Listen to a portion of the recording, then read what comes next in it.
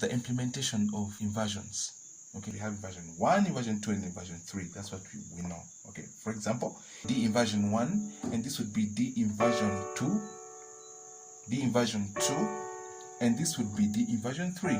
Okay, D inversion 1 is D, F sharp, and A. Inversion 2 will be F sharp, A, upper D.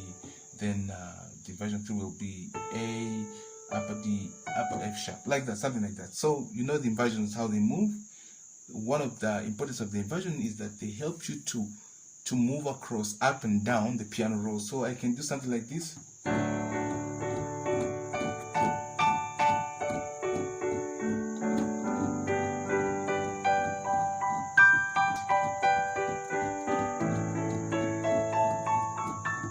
Okay, so that is how it's helping me to move up and down the piano roll. All right. So I can do something like this. There is a Redeemer, Jesus God's own Son,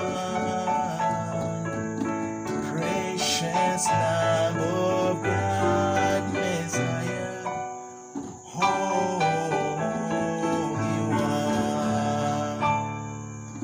Thank you, God, my Father, for giving us your Son,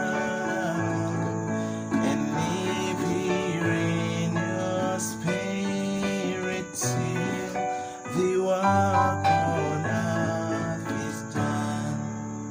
So you can see how it's helping me to move across, and this, the sound, the tones of the piano sounds variable. Okay, so what we need to do is just avoid playing like there is a Redeemer.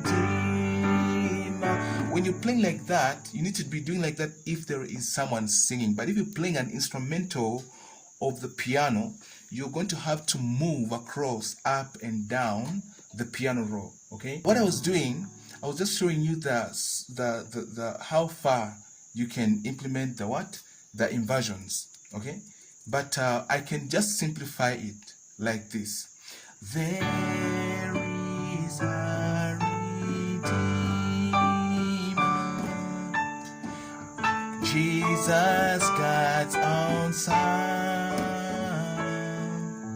precious Lamb of God, Messiah, Holy One. Thank you, Lord, my Father. I'm doing the inversion but skipping some of them. I don't necessarily have to say 1 2 3 3 2 1. No, sometimes I can say 1 3 1 3 1 1 3, like 1 1 3 1 3 2 on the other octave. 1 in this octave, 2 in this octave, or I can say 1 in this octave, 3 in this octave, and 2 in the other octave. So I can do there is, you can see that? There is, something like that. So you can see how it moves. Okay? So I'm just showing you how simple it can become. The simpler it is, the more deep and detailed it begins to sound. So the simplicity is that I miss some of the notes in the chords. For example, having this as in version 1, I can choose to miss the 3. Okay, the 3 in the do mi so. So I can have what we call stack 5 in this inversion. So you can say there is. You can see that? I'm just doing a stack 5. Stack 5 means 1 5 1. 1 5 1. So I'm like there is a. You see that? So that's all inversions, and that's how it's helping me. So I can say there is a Redeemer, Jesus God our Son, precious Lamb of God, Messiah. So I don't really have to do there is a Redeemer.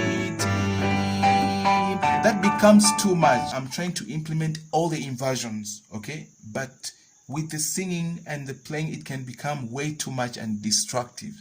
That's why I choose to just do a few of the inversions. There is you can see that. Like this is inversion 1, but with a perfect cadence. Sounds like stack 5. So if I remove all the 3, I'll be like there. Then I hold a 2, the second inversion in the upper octave, like this. In the lower octave, I hold the first inversion in a stack 5 form. Then in the upper octave, I hold the second inversion. So I can say there is. You see that? Re, D, something like that, or D.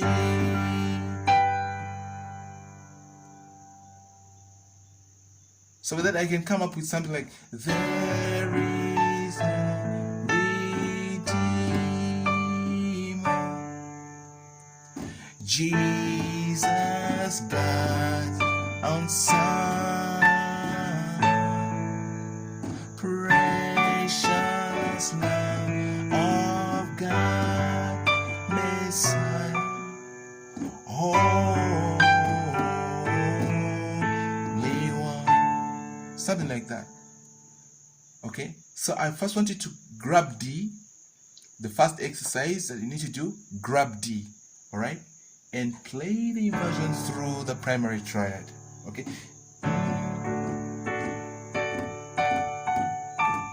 Then that is 5 inversions of 5, inversions of 4, then inversion of 1. Okay, so you need to get a little faster because some songs can be pretty fast.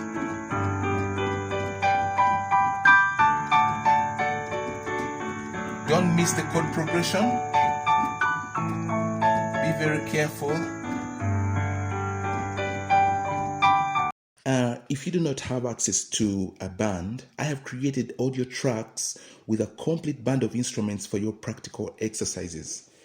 Now follow the link and contacts on your screen to download the exercise files for this particular lesson. Please do the exercises and send me a video or an audio of your performance and I will give you response.